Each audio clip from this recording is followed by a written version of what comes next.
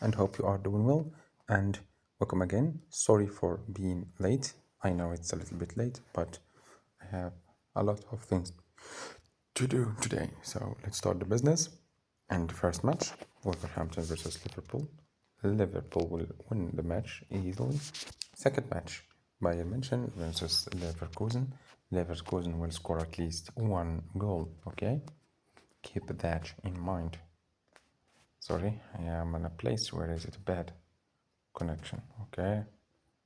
Here, the second team, it's over one goal.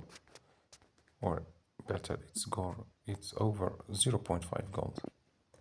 The other match is Juventus versus Genoa. Juventus will absolutely win.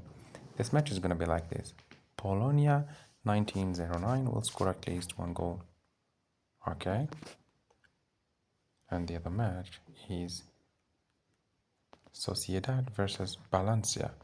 This match is going to be a little bit hard, but it's a good match to be played. This match is going to be like this.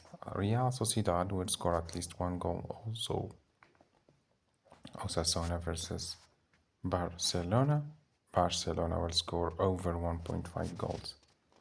Okay. And the other match is Le Havre versus Lille.